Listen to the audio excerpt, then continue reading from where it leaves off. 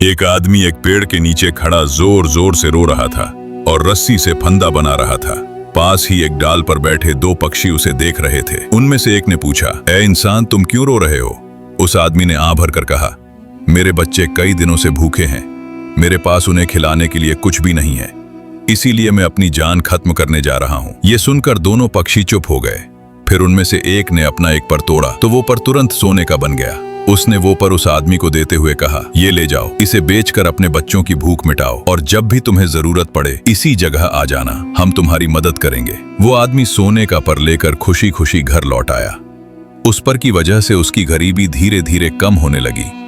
अब जब भी उसे जरूरत पड़ती वो जंगल आता और पक्षी उसे एक सोने का पर दे देते। एक दिन उसकी बीवी ने कहा, हम कब तक एक एक पर से गुजारा करते रहेंगे? अगर तुम उनमें से किसी एक पक्षी को मार दो तो उसके सारे पर हमारे हो जाएंगे और हम हमेशा के लिए अमीर हो जाएंगे। ये सुनकर उस आदमी के दिल में लालच आ गया। अगले दिन वो तीर कमान उठाकर जंगल की तरफ रवाना हुआ।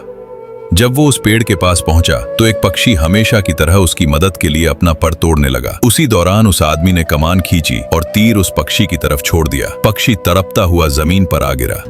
वो आदमी दौड़कर उसके पास पहुंचा और जल्दी जल्दी उसके पर तोड़ने लगा, मगर हैरानी से उसने देखा कि वे पर सोने में नहीं बदल रहे थे, वे आम, बेकार और बेजान पर ही थे। उसी पल दूसरे पक्षी ने चिल्लाकर कहा, ए जालिम इंसान, हमने तुम्हें मौत से बचाया, तुम्हारे बच्चों की भूख मिटाई, मगर तुमने एहसान का बदला लालच और जुल्म से दिया।